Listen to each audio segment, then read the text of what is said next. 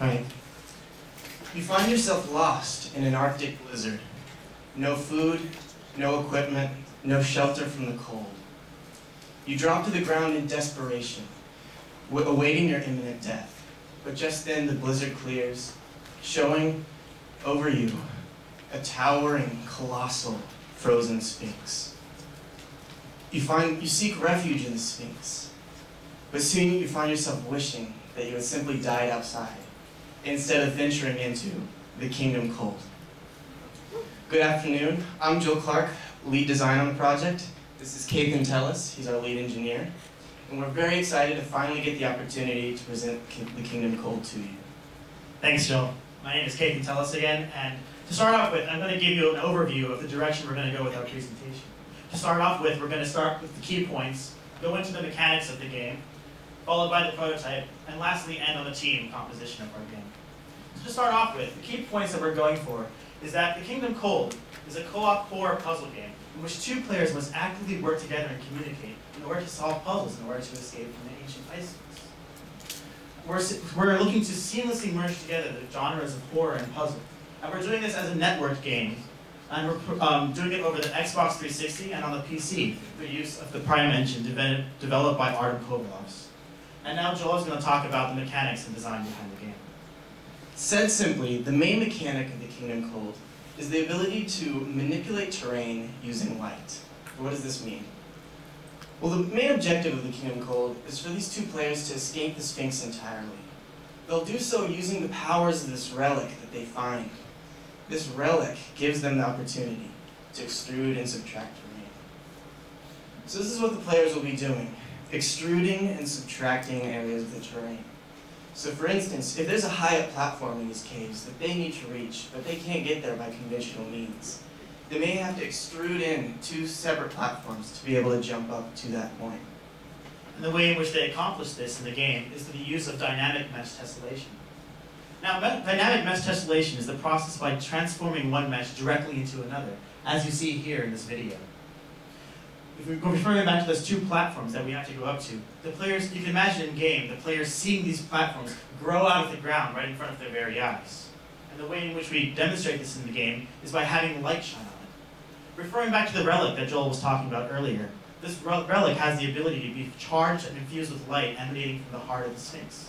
And when we focus this light into a tight beam on a surface, it allows changes to happen. So this is a look and feel demonstration of how this light might appear to the player in the game. You see, they're aiming it around and it's bending. It's going to feel powerful when it comes out of that relic, allowing them to change things. Also, this light doesn't just interact with the relics themselves. It can interact with parts of the environment as well. So for instance, if a player sees a chunk of ice on the wall or a crystal, that beam of light can reflect off of that chunk of ice and go further into the level. Or perhaps there's a pointed surface that splits the beam into two separate beams, allowing them to make two changes at once. Or maybe there's a sphere of ice in the level that when they shine the beam into it, it reflects in all directions, and it toggles every change that they can possibly make at once. But this straightforward mechanic is further extended by the co-op. In Kingdom Cold, we have co-op implemented in 3 ways, and it can be used in 3 ways in this game. And the first is to extend the mechanic and actually let the light go to further locations that previously was unable to go to. For example, if I'm trying to bring in a platform that's outside this room, I can stand within the light and pass it to my partner who stands in the doorway, who then reflects it onto the surface, bringing it in. In addition, this also allows for new interactions between the players. For example, unlike in a single-player game, with 2 players, we can actively work together to solve problems or escape monsters, or help someone off who's about to fall off a cliff. And lastly, within the Kingdom Cold, we allow for a unique experience using 2 players. Because we don't tell each player who the other person is, and since they're playing over a network, they always have this level of distrust, not knowing who the other player is, which we hope to bake directly into the mechanic of the game. And all of these things, the mechanic, the light, the co-op nature, only gets that much better once we layer horror on top. We want the players to feel always on edge when they're in the Sphinx. The caves will be dark and foreboding, and we want them to always be wary and wondering what's going to come out of that darkness to attack them. They might hear something and have to jump and find out what it was, or something will flash in front of their vision. Or perhaps they'll see things tessellating in the peripheries of their vision, and making the player question their sanity itself. Or perhaps they're staring into a chunk of ice in the wall, and in the reflection, they see something behind them. And when they turn, there's nothing there. But when they turn back, there's a monster standing directly in front of them. And speaking of monsters, we've already planned out quite a few of the ones that we want to have that are integral to the game, especially the scarab beetle monster. Now this scarab beetle monster is a monster comprised entirely of scarab beetles. And you can imagine a scarab beetle scuttling along the floor into a room, foreshadowing that that monster is coming. And this monster has the ability to break apart and reform itself into any type of creature that it wants.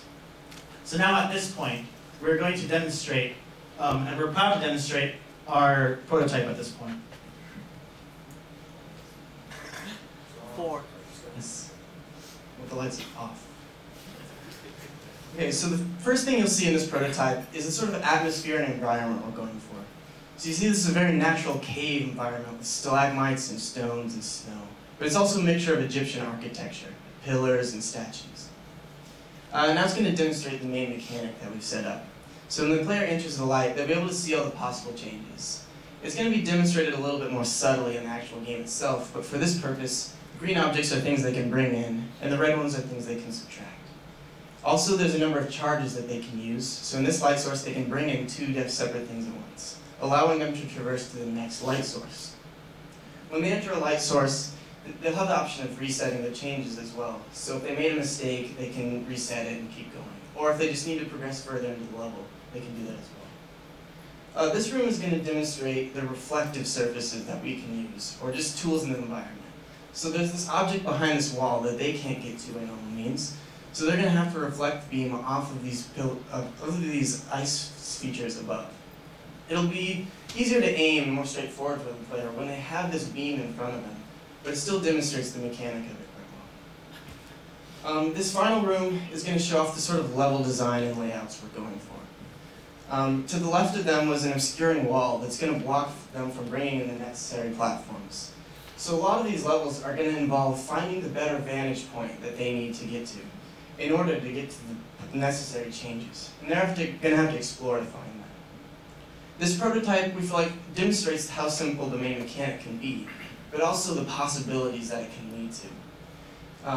When we start combining the elements of level tools, reflective surfaces, additive and subtractive elements, the co-op and the horror, we're going to really be able to make some robust puzzles with this mechanic that's going to lead to some really interesting gameplay. So this is our prototype. And now Caitlin's going to talk a little bit about the team that we've put together so far. So to start off with, we're going to talk about the team leads. As you know, my name is Caitlin Tellis, and I'm the engineering lead. And my past experience in business administration, especially working as a consultant and an analyst, gives me specific expertise in starting companies and products from the ground up.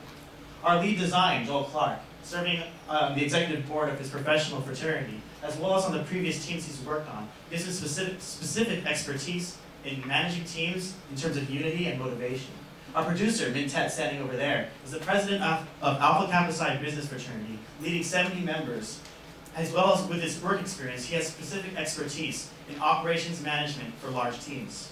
And last, our creative lead, Mike Longley, with his professional experience in industry, as well as his combined years of experience using Maya, and allows him to have specific management experience in terms of ensuring a polished product. In addition to our team leads, we also have 2 industry advisors, Max Daprowski, who will be advising the art, and Artem Kovalovs, who will be advising the engineering team, as well as being the person who implemented the Prime engine that we'll be using. And last, we have our remaining team members, our strong 17-member team, who combined have years of industry experience across different industries such as business, tech, and games, as well as having worked on numerous game titles, as you can see here. If you're on the Kingdom Cold team, could you please stand up at this point? Thanks, guys. So, we are a dedicated team, and we've been working on this game for the last semester. And our mission is to create a magnificent art piece with a compelling narrative that resonates with the player.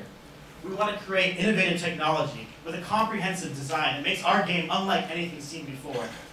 And lastly, we want to look back on a polished product, one that shows off our professional expertise, and also shows that our game is worthy of the title, Advanced USC Game.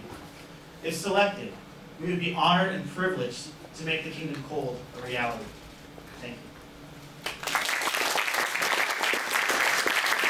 This is Joel, I'm Casey again, and if you have any questions, we'd be glad to entertain them at this point. I have two questions. The first one is, how many of you guys have actual USC Advanced Games experience? Sure, we have 2 members on our team who have worked on advanced games before. Okay. And the second one is, so what's your scope and like hard scope? Like you want to make Sure. a network co-op puzzle game with tessellating Sure, What's- of course. So Min, with his project management experience, has already created for us a burn down chart that identifies the priorities that we want to have in place, and as well as putting milestones before us that we're trying to accomplish. Over here, we talk about how we're going to implement the systems. A lot of things that we've already been implemented, such as the tessellation, the AI, the creatures have been set up, have been created by me already and can be ported over pretty easily. In addition, we also have very set timelines of how we're going to get to things, and if we're unable to get to certain things, we are prepared to cut things in specific order so that we know we can accomplish them by the due dates that we're trying to get to. We're also on scope. We're also looking for about a 30-minute polished experience. So we're going to keep a limit on how long it's going to be. Maybe 3 levels at max. You guys were talking a lot about a lot of engineering tasks. I was wondering where your guys' experience with Artem's engine specifically, as well as it says on here you're only supposed to have 4 engineers, but I'm assuming you guys are still recruiting for that. Sure, yeah, that's correct. If we go back, we're using the Prime engine because we can do things in it that we cannot do otherwise. So we want to have these things of tessellation, we want to have these great interactable and AI effects, which we require direct source code access to. So this is to overlay like why we're using it. And to go specifically answer your question as to the Prime engine itself, we've already created a 4-player network game. Our lead network engineer, Izaz, and I have already been working in the engine itself. And we've already created a 4-player network game that is cross-platform, running on PC and Xbox at the same time. If you go back to the previous slide, Min. Can you go back to the previous slide, please? Yes. Thanks. And finally, we talked over this with Artem Kovalas, who is our engineering advisor, and he's created tutorials that will help our designers get right into it day one. We hope by the time that we get back to the semester, we know our designers will be able to hit the ground running, be able to make levels in Maya right away that export directly to the engine. So we feel pretty confident about using it. Why did you guys use VT instead of Prime engine? So for the sake of prototyping the thing, we wanted to show off our mechanics right away. But even as you saw in the thing, having something green and just having it disappear or come in doesn't truly immerse the player in that kind of experience. And we believe that using this tessellation and having these things, especially, will allow the players to be fully engrossed in the game. But to speak to exactly, the reason we started building it in UDK was because it was for the intermediate class, so they started making it in UDK, and we decided to make the switch to Prime Engine partway through that process, so they couldn't really change from that. Yeah, so you guys talked about having tessellation and light bouncing around and thousands of particles and some kind of spirit monster thing. Once you start putting all this stuff together, it sounds like it can be extremely performance intensive. And have you guys looked at that and what the limits are and what you're able to actually achieve feasibly in one level? Sure. So this is why we already prototyped some of the things out. That the videos you saw earlier with the tessellation and the AI monster were actually created by myself in a rendering system that runs on DirectX 11. So we actually know, and we've been working specifically with Artem, who's actually guided us on how we can actually do this. The AI beetle monster, for example, is run using compute shaders. So we're going to have that in place, as well as a tessellation which runs on DirectX 11. So in terms of performance, we should be able to run this at 60 frames. Why are you guys choosing 2-player networked horror games? Because horror games are traditionally really scary because you're there by yourself. And then this 2nd-player aspect, which you did touch on before, coupled with everything Jerry mentioned, the huge amount of complexity in your game seems like it's driving your scope way, way out. So even if you have your scope chart with the high priority items on top, you might not even be able to finish those high priority items. So what would be the big feature that you guys would cut? Because personally, I would be a big fan of this game if it was single player because it cuts down a lot of complexity. Right. Well, to start with, the co-op was one of the major features. that from the beginning we started with. We do feel like that anonymous sort of networking co-op over, so you don't know who your partner is going to add to the horror experience a lot. And we're going to split apart the players in parts of the levels, so one of them will have to get to a new vantage point. So there'll be parts where they're not together also. But the networking it's integral to it, so that's something we're not going to cut. If we make cuts elsewhere, we've already made cuts to the monsters. So the monsters may just be that scare monster that you see. So we limit ourselves there. We're also looking at cutting down other places, but the co-op is definitely essential to our core. Is your concern with the networking element, or what was that specifically? Okay. I just think when you are playing this game and showing it to people who maybe come into lab or even at demo day, these players aren't going to be all the way across the room from each other. They're going to be sitting next to each other and playing with each other. So that horror element that you're trying to get with two isolated players isn't going to be able to demo properly. And while they don't have to be definitely next to each other. I mean, we can have them back to back or separate within the screen. So yes, they would be in a small place, but we think that we definitely have ways in which we can implement this and demonstrate it well at demo day. So in terms of an educational engine, like I think there's an awful lot to promote Artem's engine, but you're developing for a dying platform with the 360 and using an engine that is only used here. So, and that concerns me. I mean, if it's the DirectX 11 thing, that's in Unity as of months ago and in lots of other platforms. So if that's your only reason for doing it, there might be other engines that you could use that would be more widely distributed. Thanks for that question. To start off with, I'll respond to the DirectX 11, which yes is in UDK and yes within Unity, but the way in which we want to use it, especially to have these real-time things that interact within the game, cannot be done in those. Yes, that the Xbox is a dying system, but talking to Artem, this is why we didn't pursue PS3, because the architecture is different. Artem said specifically that Xbox experience that you get will be continued on to the next Xbox platform and allows us to have that kind of experience. And last, in terms of the designers that we have all very technical designers who have some programming experience. And we believe that this will set not just engineers up, but also designers as well as working on different tools. Because exposing yourself to a different system and to a different engine is